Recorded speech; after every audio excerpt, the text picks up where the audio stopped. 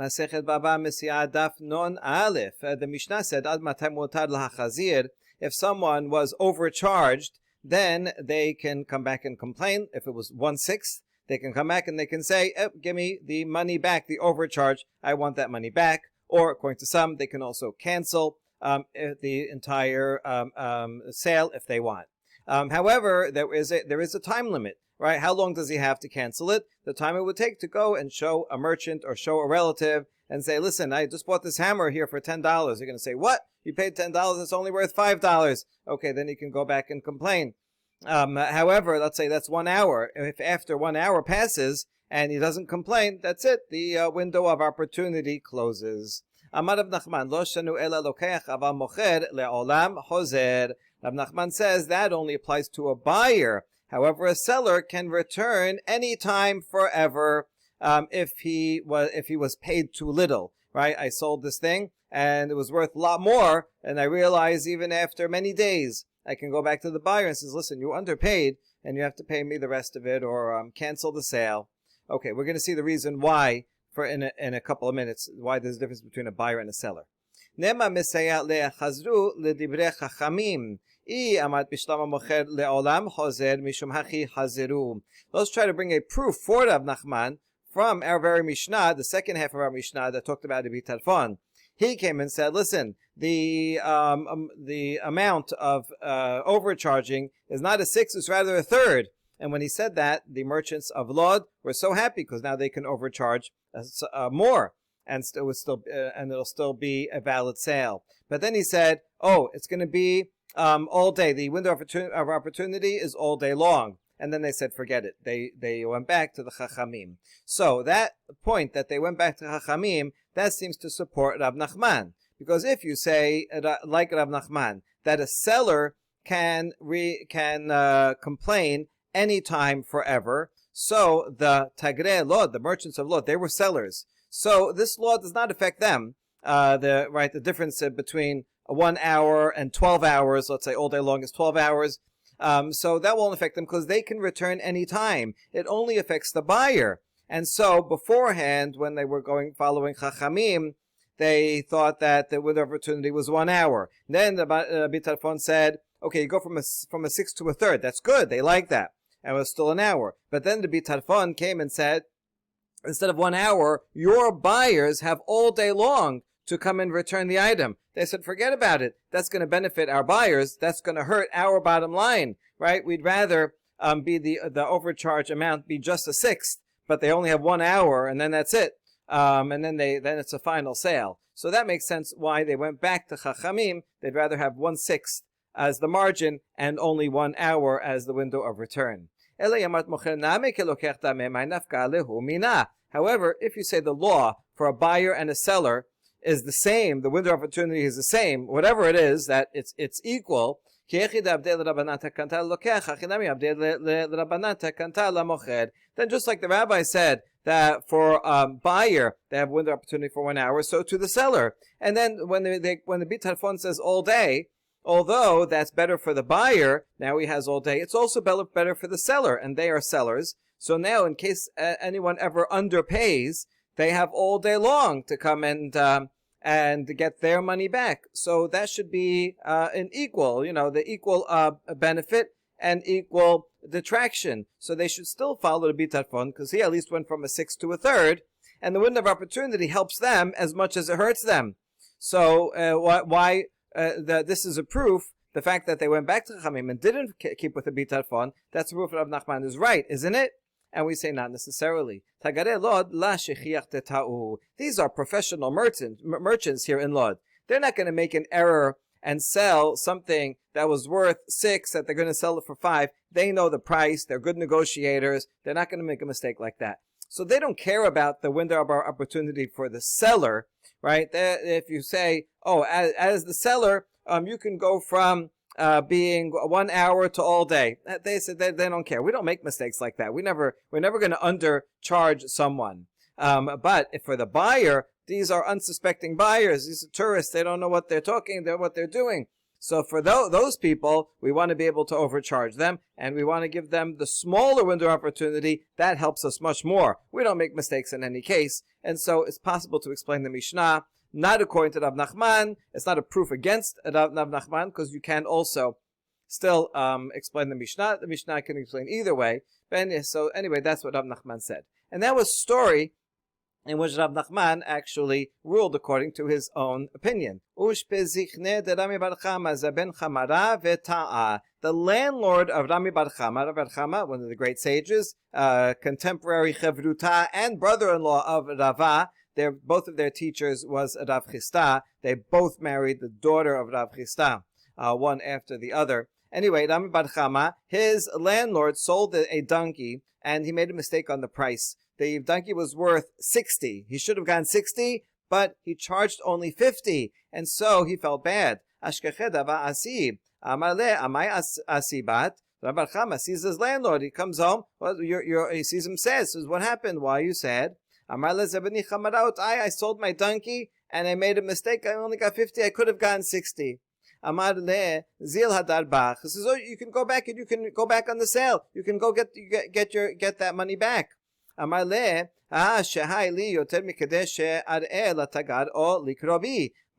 Bar Chama says, but the landlord, he knows his Mishnah, and he knows that it says that there's a window of opportunity, and I already waited longer than I can show it to anybody. This is even though he sold it, what does it mean to show it to someone? We're going to see. It means that to show something like it to someone that is his relative would say, oh, you sold that donkey? I know your donkey, right? You should have gotten 60 for it, not 50.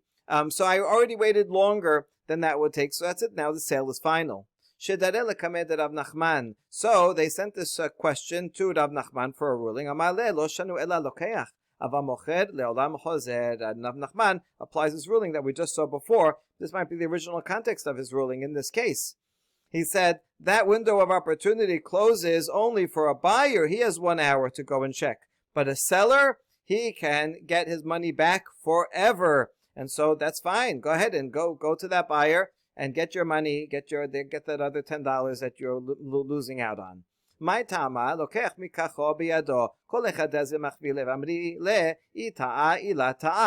difference between the buyer and the seller? What's the reason for Rav Nachman? It's as follows. A buyer, when he buys something, he has the merchandise in his possession. And everywhere he goes, he can show someone, oh, look at this nice donkey I bought. Really? Oh, very nice. How much did you pay? And let's say he says, I paid 70. They're going to say, you paid 70 for that? What are you talking about? That's only worth 60. He says, really? It's only worth 60? So immediately he'll go back, right? Since he has it with him, he's walking around with it. He's obviously going to talk about it with whoever he meets, his relative, another merchant. And so, therefore, we can impose a time limit on the buyer. However, the seller doesn't have the item with him. By definition, he sold it. But since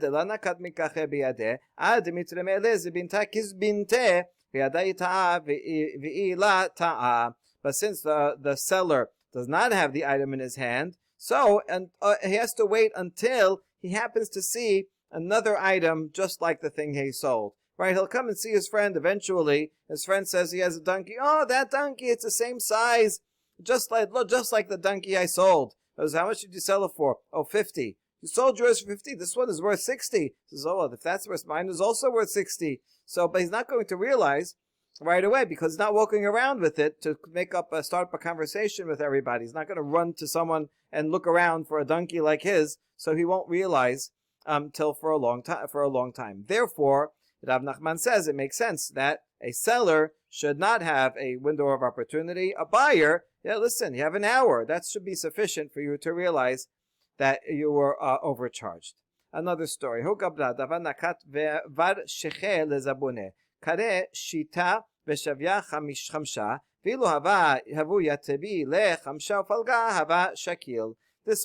guy, not a store owner, just a regular guy. He had some silk strips and he's selling them.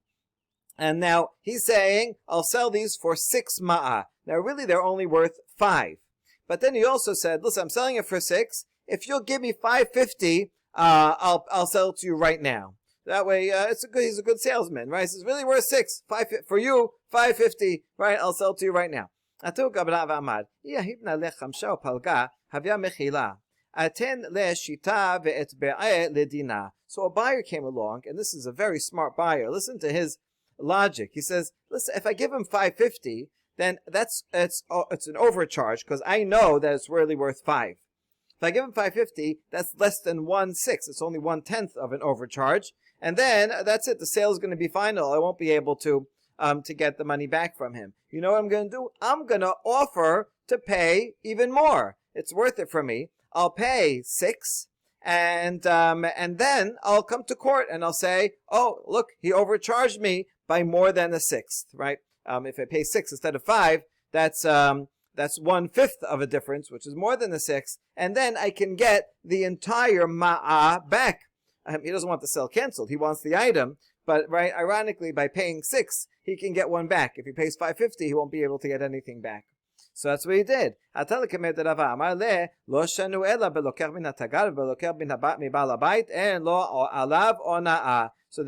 did that. The case came to Rava, and Rava said that the only time a buyer can get his money back for overcharging if he buys from a merchant, a regular merchant. But if he buys from a homeowner who just happens to be selling, had some extra silk in his house, like a garage sale, then you cannot make a claim of exploitation. This law is meant to protect people against merchants, not if just two people, regular people, are buying something from each other. If you buy something from a garage sale, there's no return policy. You can't go next day and return the item. And so, sorry, you're not protected. So this buyer, he thought he was using a good trick, a good loophole, but in the end, he just overpaid. He paid 6 when he could have paid 550.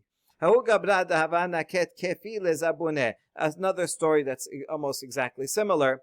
There was a guy who was selling some jewelry. The jewelry was worth 50 ma'ah, and he said, I'm selling it for 60. But if you give me 55, I will sell it to you. A buyer comes along, says he knows. If I give him 55, then that's less than 1/6 of an overcharge, and that means I'm waiving my right to that, and that's it. I won't get that overcharge back. Since he said, oh, I'm selling it really for 60, I'll tell him, I want to pay the full 60. And then I'll take him to court, and I'll say, look, he overcharged me more than 1/6, and I'll get the entire 10 back. I can pay just 50 for it. So the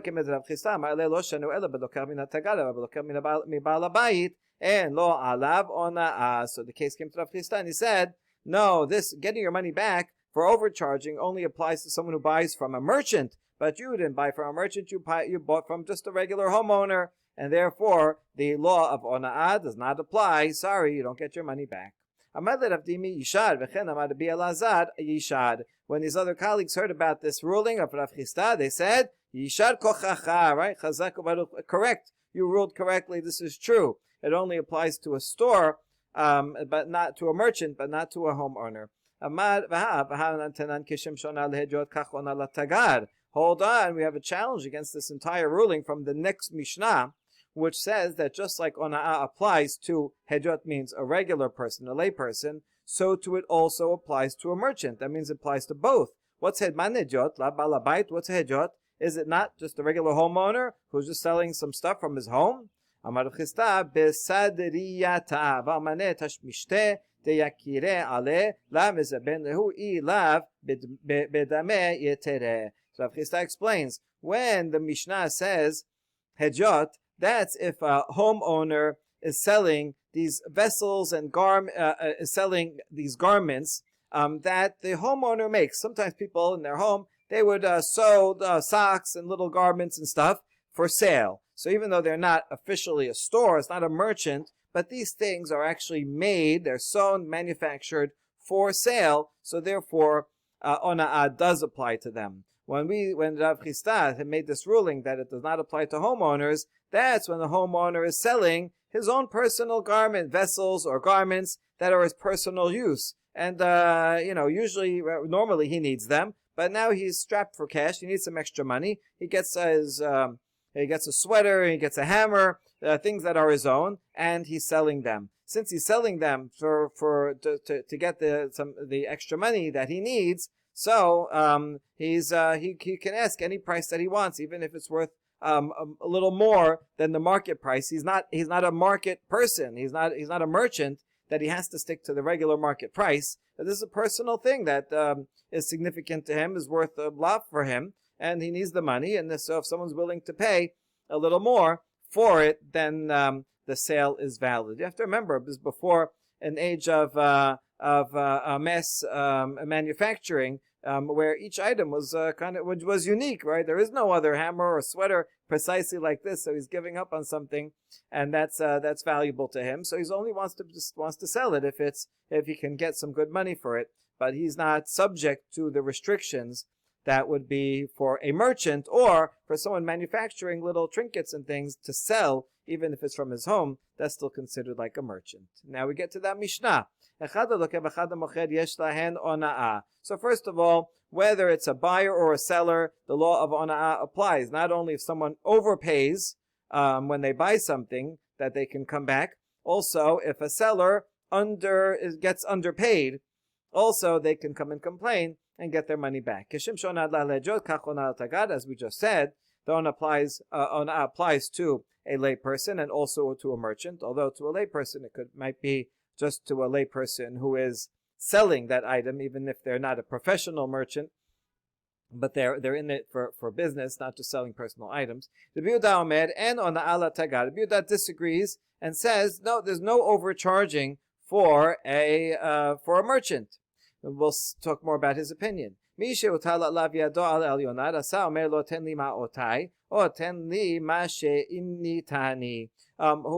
was exploited has the upper hand, and he can decide either, he says, give me the overcharge back or the undercharge, give me that money back, or give me back the entire amount, the other way around. Give me back my money and nullify the transaction, or give me back that amount which you exploited. So whoever was the victim gets to decide if it's precisely 1/6. They get to decide which one they want. That's the Mishnah. We ask, what's the source that for the opening law that ona'ah applies both to a buyer and a seller? Well,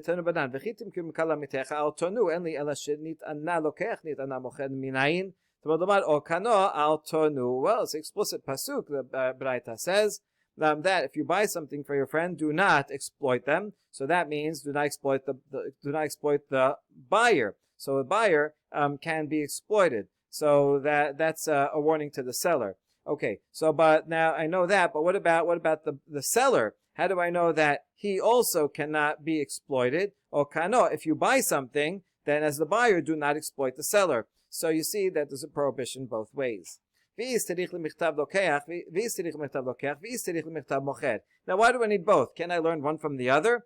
And the answer is no, you need both. If it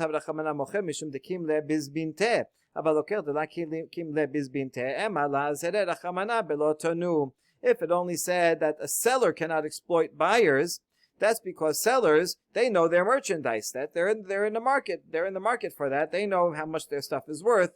And so we have to warn them in particular, don't exploit buyers. But buyers who generally don't know what the merchandise is, right? A seller is usually selling this thing all day long, so he knows what it is. A buyer, how often do you buy a refrigerator? Once every 30 years you buy a refrigerator. You don't know what the market value is supposed to be. And so you might have thought that we do not give a warning, a prohibition against a buyer for underpaying. How's he to know how much the thing is anyway? And therefore we need a prohibition against the buyer as well. And if it had only for the buyer, if only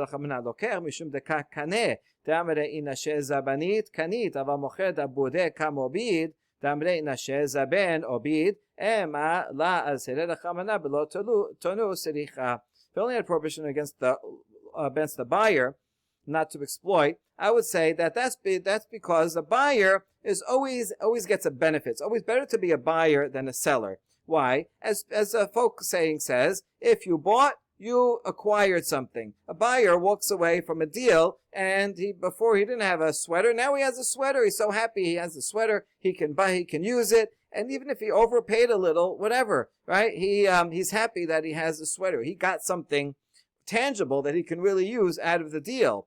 Whereas a seller, he is a loser. He walked in with this item, and now he walks out and he doesn't have the item anymore. It's true, he has some money, but money is not itself usable. He can go buy something else. Maybe he'll get a good deal, whatever. But he loses out. All right, because as people say, the seller loses out. Always better to be a buyer than a seller.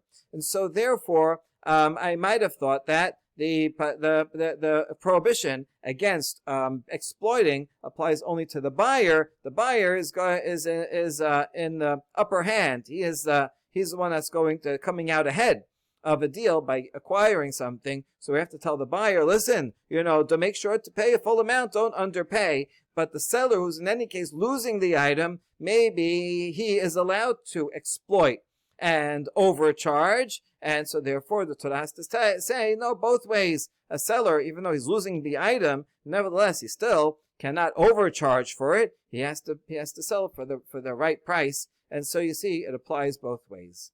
Rabbi Yehuda omer en ona'a la tagar. Mishum shu tagar en lo ona'a. Now we discuss Rabbi Yehuda. He says a merchant, the law of exploitation does not apply to him. Well, why not? Just because he's a merchant, he can go overcharge people? How does that work? Why should that be allowed?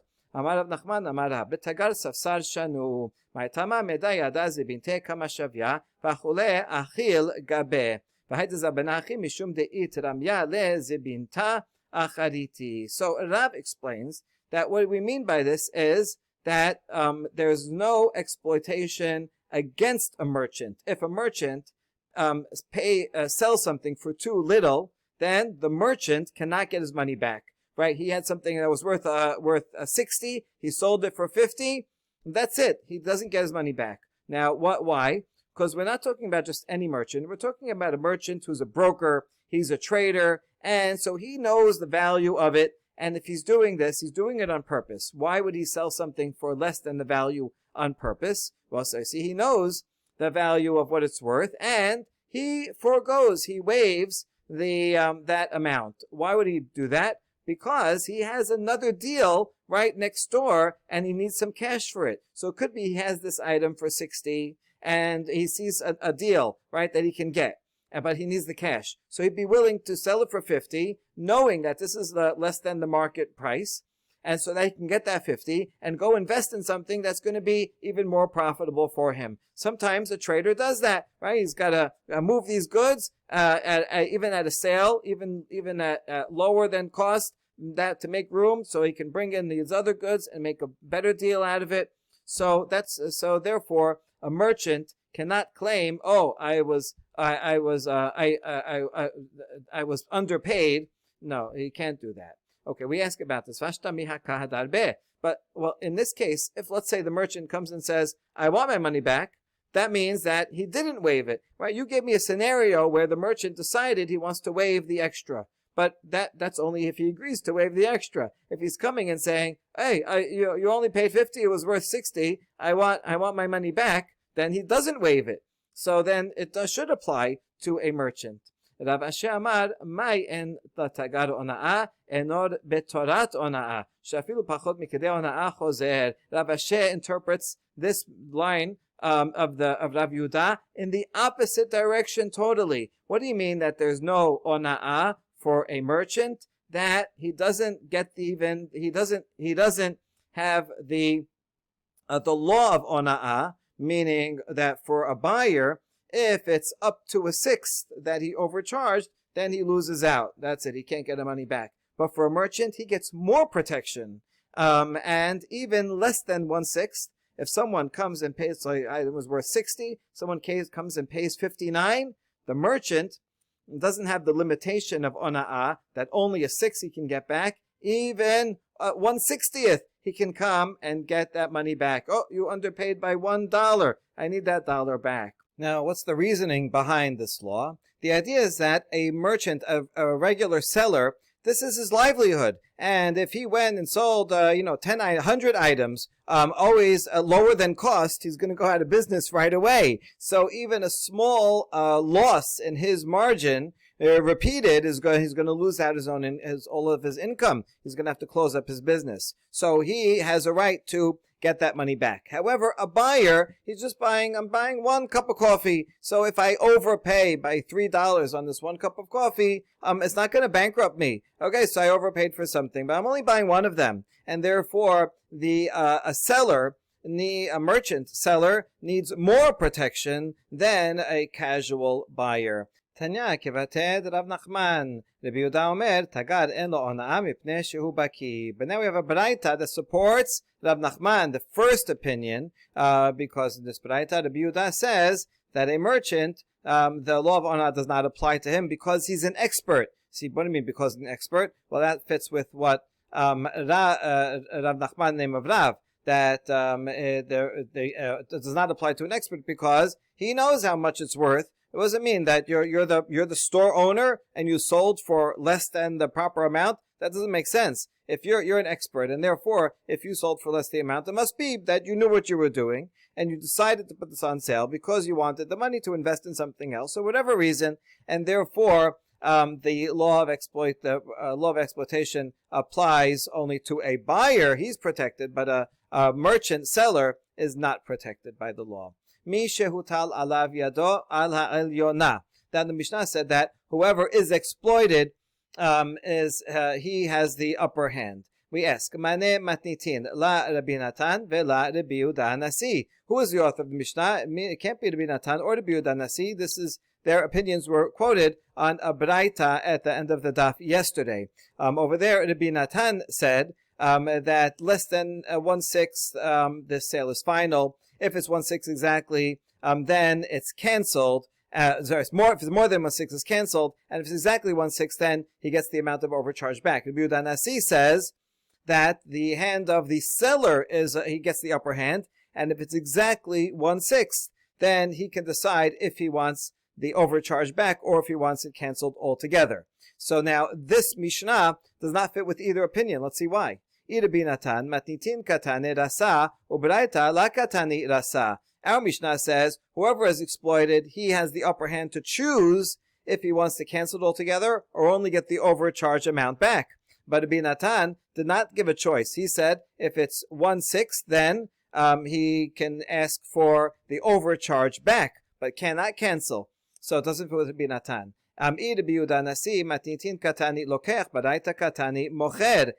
be Rabbi Yehuda Nasi because Rabbi Yehuda Nasi in the Braita that we saw yesterday said Yad Mocher ala Elyona. He was talking about the seller, that the seller has a right to come in either have a choice. Rabbi Yehuda Nasi does give a choice. That fits with the Mishnah, but Rabbi Yehuda Nasi seems to only have given the choice to the seller, to the Mocher, whereas the Mishnah's language talks about it describes an example of the buyer. He says, give me my money back. That would be the buyer that would say, give me my money back, or give me the amount that you exploited me. So you see the Mishnah is assuming a buyer, whereas Rabbi Yehuda Nasi mentioned a seller. So now we're stuck. We have nobody that could be the author. So we're going to have 3 answers to this. Amar Rabbi Elazar, ona'azo eni yodea mishana'a.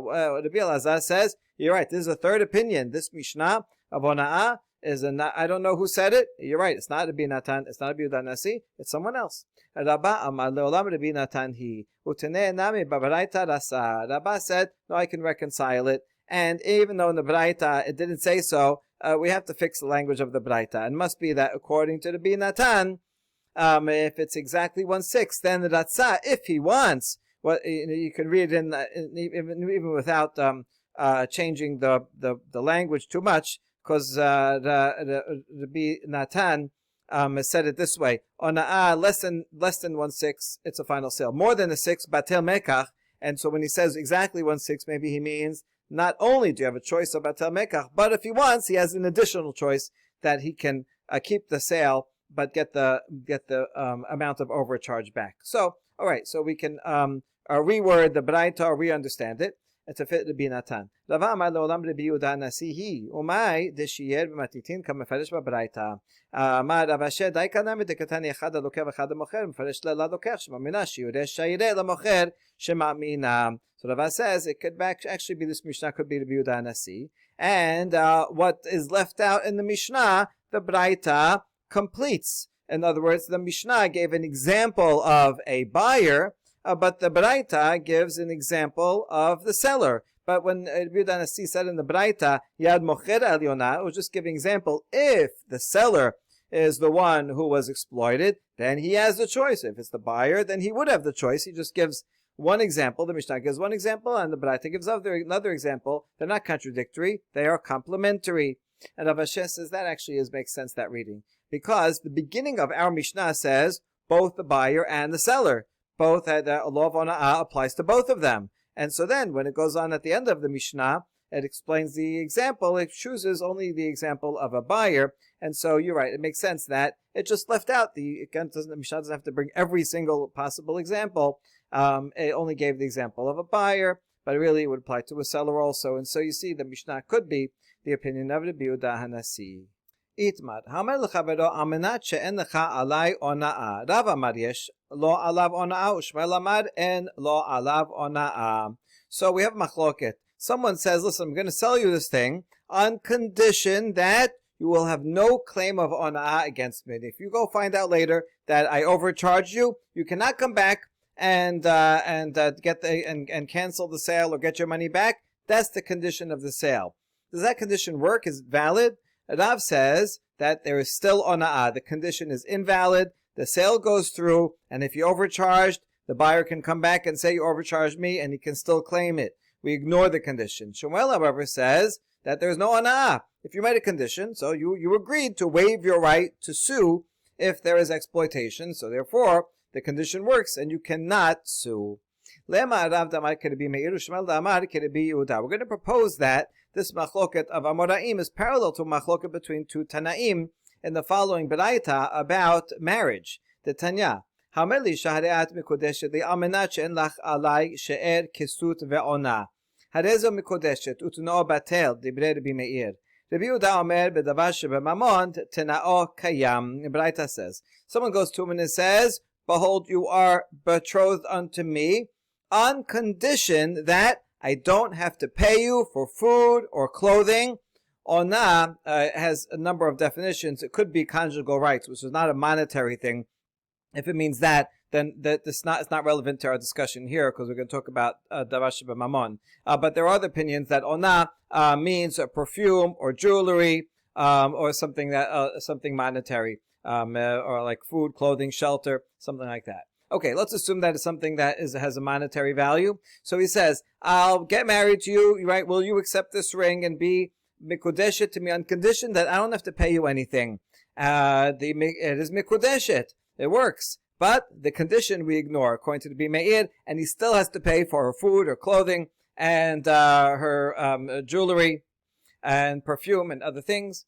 So he still has to pay according to the Meir.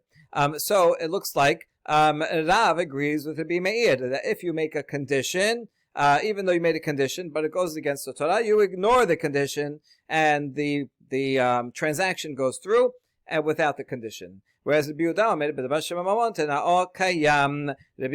says that any time you have a monetary matter and you make a condition on it, then it's fulfilled. And so these are monetary matters. All right, the machloket in essence is, can you make a condition against Torah law? Generally, you cannot. You cannot say, listen, do this on condition that you're going to violate Shabbat. So you can't make a condition against Torah law. However, if it's certainly if it's a ritual matter. However, if it's a monetary matter, then Rabbi Yehuda says, listen, someone who can always give a gift, someone can always waive their right to collect money, and therefore, if it's a monetary obligation or waiver, then it always counts, even though it's against the Torah. Okay, the Torah gives you a right to collect this amount. You say, it's okay, I don't want to collect it. Then you don't have to collect it, and therefore the condition is good. So Shemuel, who says that condition is valid, it would follow to be Yehuda. So do we say that? Generally, Amoraim don't want to be pigeonholed into being and according only with one Tana, they'd rather be across the board. So Amar lach Rav Ana damari afilu Rabbi Yehuda ad kan lo kamar Rabbi Yehuda hatam ela diad'a vekamachla aval hacha mi yada demachil.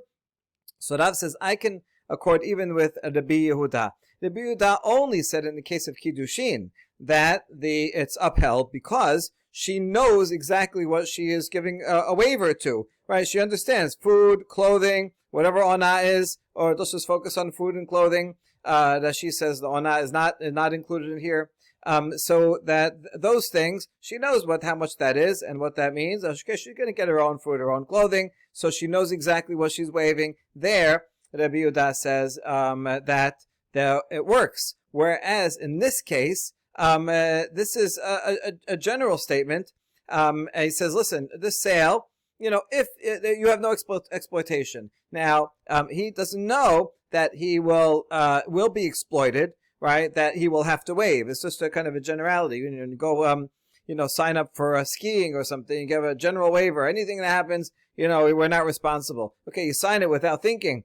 But do you really mean it? Like, if there's really, they put an obstacle in the way and you break your leg, right? Did you mean to give a waiver? So here, he's saying a generality, on condition that you have no ona'ah against me. But then it turns out he charged the guy double. He says, what? I never agreed a waiver to that. No, but didn't you say you're gonna waive your right to ona'ah? Says, I said that in a general way, but I didn't know that I wasn't consciously waiving my right to a particular amount, to a particular claim. And so therefore, even Rabbi Yehuda, who says that regarding she'er and kesut, the woman waives her right, and we uphold the condition. But regarding a general waiver for any ona'ah that might happen, but we don't know that it will happen. So in that case, the condition is not good, and so Rav can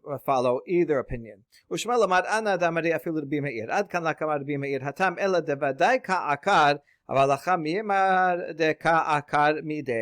Shemuel said, I can agree with Rabbi Meir. Rabbi Meir could agree with me.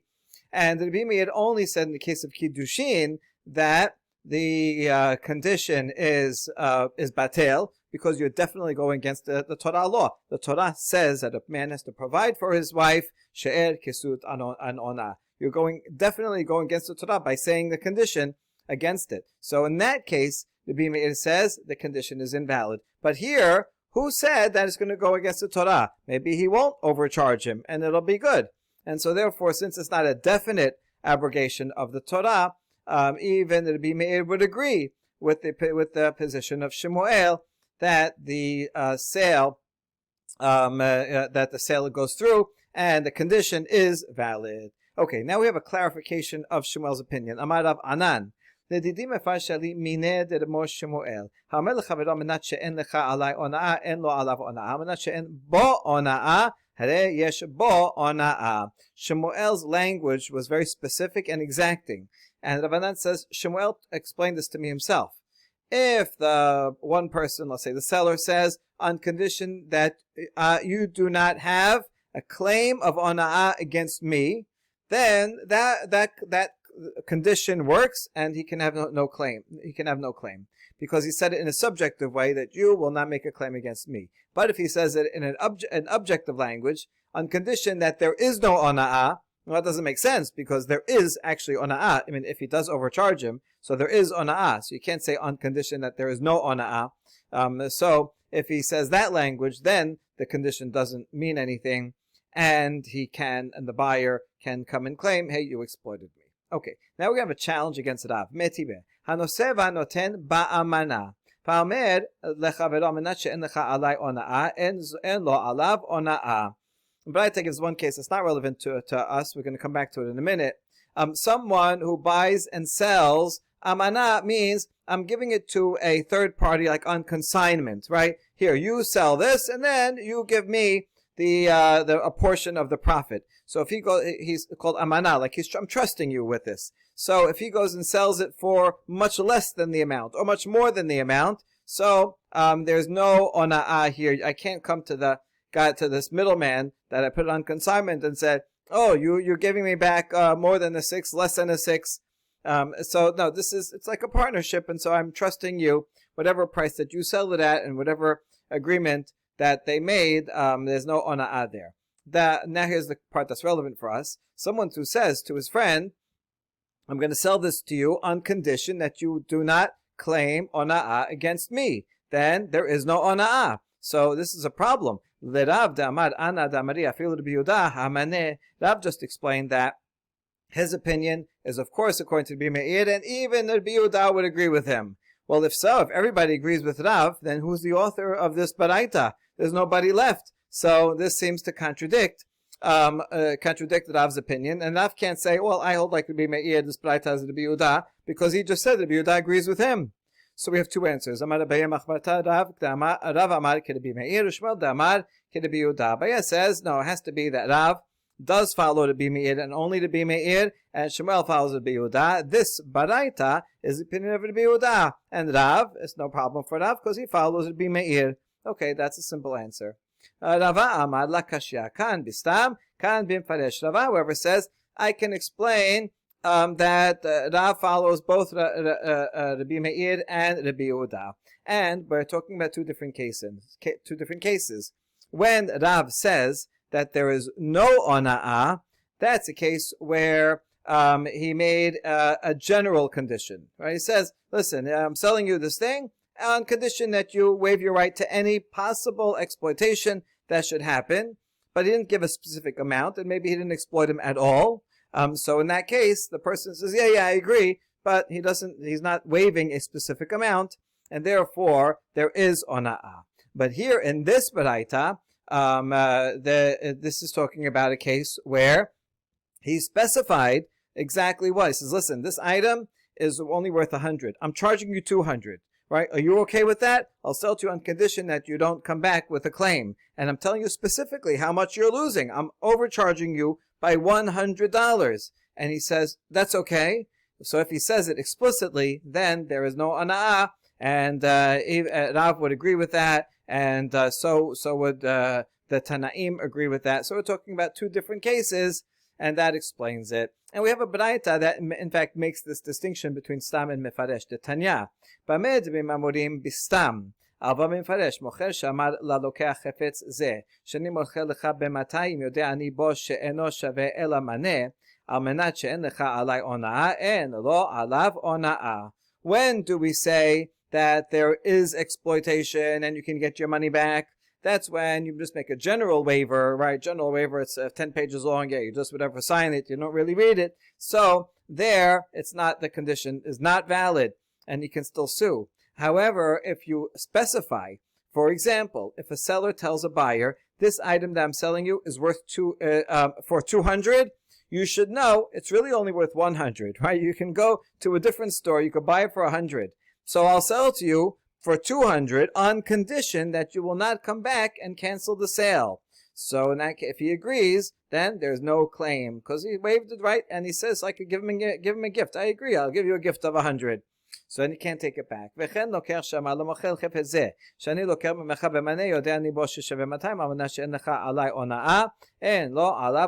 other way around also, a buyer comes to a seller and says, listen, I'm buying this thing from you for 100, but the buyer says, you should know that it's worth 200. You know, you can go get to the market, you can get 200 from this. This is not a good deal. But the seller says, okay, I'll buy it from you on condition that you're not going to make a claim against me. And the seller says, yeah, it's okay. All right, I don't mind. I want to unload it.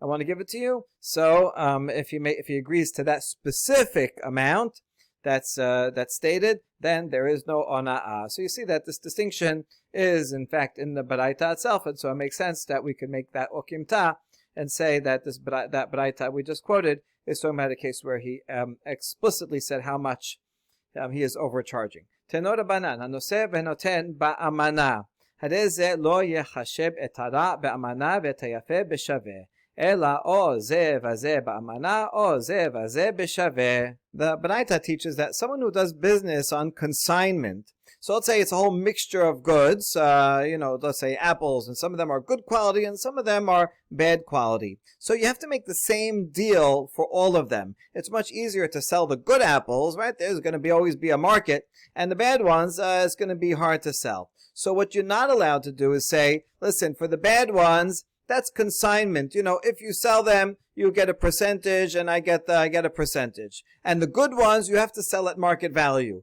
That wouldn't be fair, because then he's going to go out. So of course, he's going to sell the good ones, and he'll get market value. And then the bad ones that he can't sell, the consigner, the agent, will not be able to sell them. So now he's not going to make a lot of money on the good apples because he's selling at market value, and he won't make a lot of money on the bad apples because he's barely going to even sell them. And so that's not fair to the agent. Rather, rather